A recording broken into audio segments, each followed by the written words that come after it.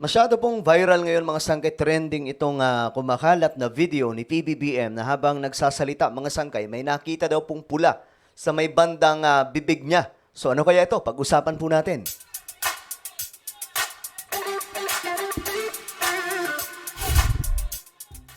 Yo, what's up guys? This is me. I'm back sa ating vlog ngayon. Kamusta po kayo mga kababayan? At ito, kumakalat po ito ngayon mga sangkay na si PBBM habang nagsasalita daw po, mayroon pong nakitaan po mga sangkay ng isa pong something na red sa kanyang ngipin na pinapalabas po nila ito mga sangkay na dumugo daw po.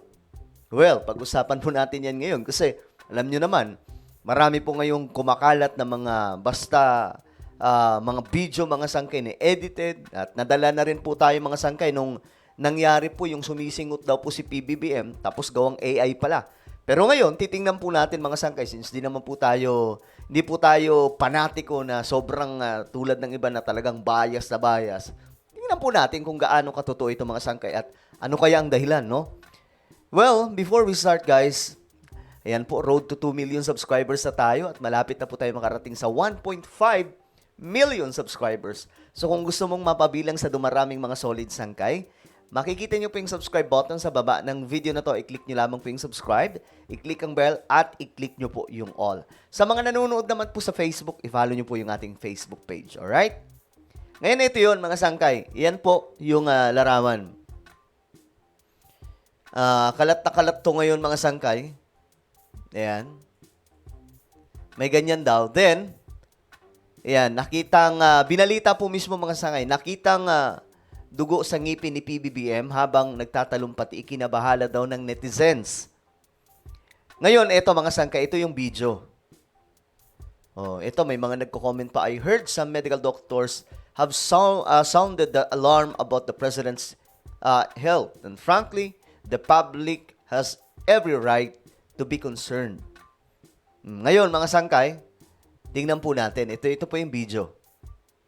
Ang tama po, ang nangyari po rito, dahil nung naghahanda po kami para dito sa paggunita ng araw ng kagitingan, Titigan nyo mabuti mga sangkay kung mayroon talaga.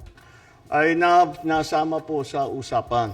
At ika ko, dapat naman, kung tayo ba ay nagbibigay ng dangal sa ating mga Titigan nyo mabuti kung mayroon mga sangkay kasi gusto ko rin makakita kung mayroon talaga kasi pwedeng edited nasawi na mga kasama ay kailangan ang ating pangako sa kanila at ay lagi natin sinasabi kahit ano pang mangyari.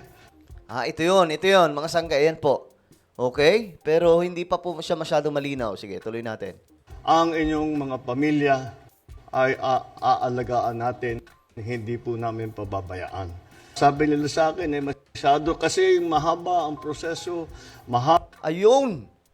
So ito yun mga sangkay. Okay.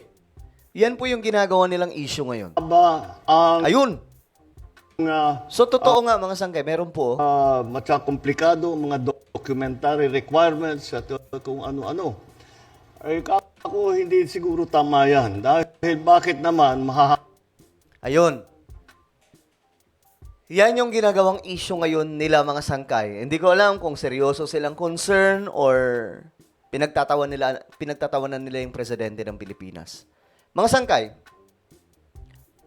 nangyayari din po sa atin yan di ba? Yung gums po natin, habang nagsasalita po tayo, nagkakaroon ng kung anong sugat o, di ba mga sangkay, parang normal po yan na nangyayari. Pero kung titingnan naman po natin mga sangkay yung pangangatawan ni PBBM, di hamak na healthy po ito mga sangkay. Tingnan mo po. harang O ayan, mas malinaw. Healthy po yung pangangatawan ni Pangulong Bongbong Marcos. Yung mga niya, mga sangkay, makikita nyo sa mga video. Yung body posture niya po. Yung pangangatawan niya mga sangkay talagang matikas pa rin Diba? Kasi, alam niyo kung bakit ini-issue nila itong mga sangkay ngayon? Na, delikado na yung presidente natin. May nakikitaan na ng ganito. Kasi nga po, atat po sila na mapalitan yung presidente ng Republika ng Pilipinas. Gusto po talaga nila, may pumalit na. At alam naman po natin yan, kung sino ang gusto nila na ipalit. Normal po yan na nangyayari. 'Di ba? Kayo ba? Minsan nga, mga sangkay, sa ilong pa, 'di ba? Dahil sa sobrang init ng araw. Paano kung nagsasalita si PBBM, biglang may umano sa ilong?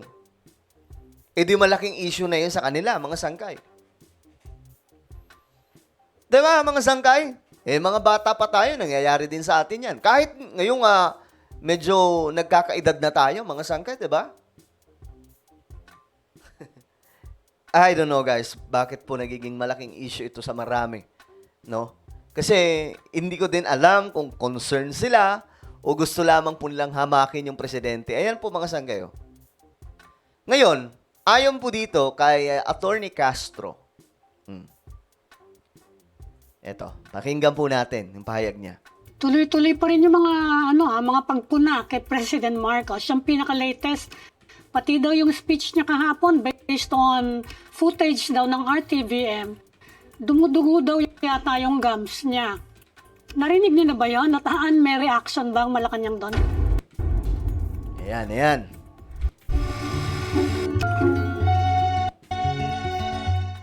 Hindi po namin nakita kasi ang Pangulo po ay healthy. Kakamiting lang po namin kanina. So, parang kung ano mang issue yan at hindi po namin napuna, kung ano mang pong issue yan, pinapasinungalingan na po namin ngayon pa lang. Alam nyo, guys, eto lang. Di ba, alam nyo naman, mga sangkay, yung mga vlogger na gumagawa po ng kwento-kwento tungkol po kay PBBM. Minsan pa, mga sangkay, ang gagawin po nila dyan, papalabasin nila, uy, sinapok yung presidente natin ng First Lady. Uy, inaway yung presidente natin ng First Lady. O di kaya may ginawa, swimming hot. 'Di ba? Kayang-kaya nilang gawan yan, mga sangkay, ng kung ano-anong kwento. Kasi alam naman po natin na ang presidente natin, pulutan po ngayon ng fake news. Kaya nga, mga sangkay, ako, very vocal po ako na nagsasalita po talaga ngayon. No? Sa maraming mga issues, sa maraming fake news na lumalabas, talagang binabanatan po natin.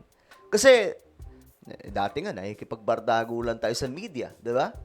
Nakikipagbardagulan tayo sa mga personalidad na gumagawa ng atake kay PRRD, kay PBBM, sa mga Marcos, nung panahon na siguro way back 2016, going to 2022. Ngayon, mga sangkay, hindi pa ba natin ulit gagawin yan? Gagawin natin! Since napatunayan po natin ngayon, mga sangkay, na may ginagawa naman po yung pamahalaan.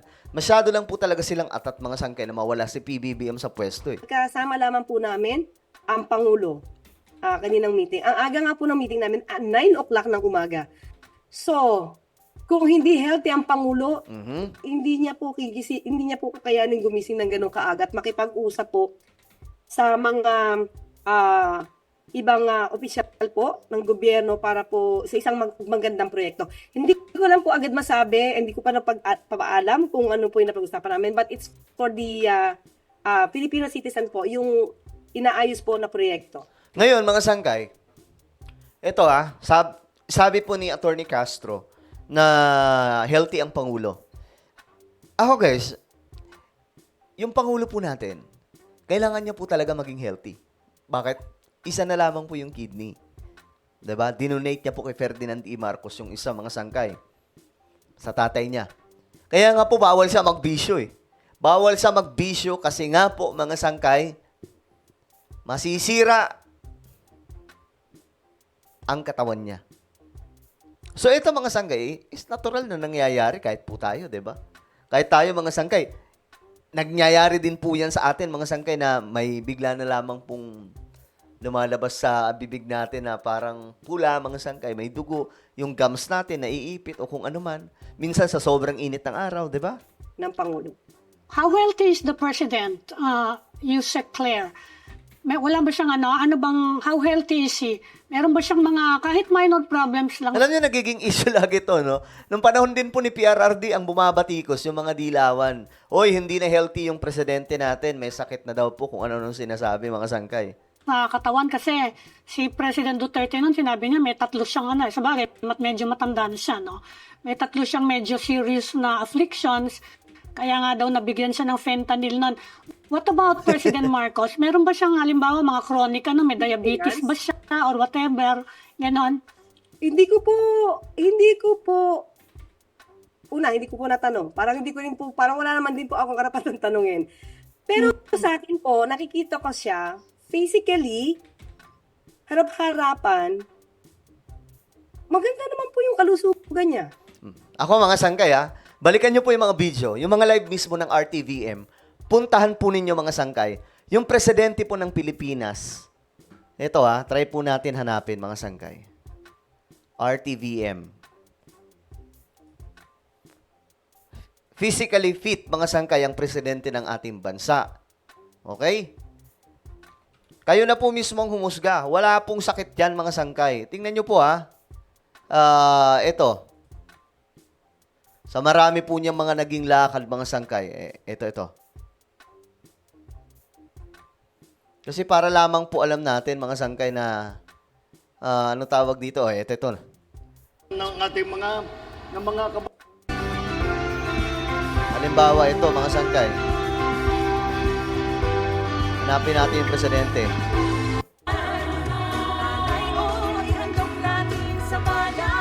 Ayan. Mukha bang may sakit yan mga sangkay?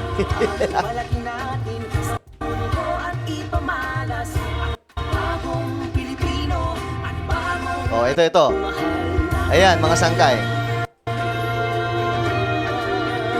Healthy yung Pangulo, mga sangkay. Maskulado pa nga Kasi ang alam ko, talagang nagbubuhat itong presidente natin.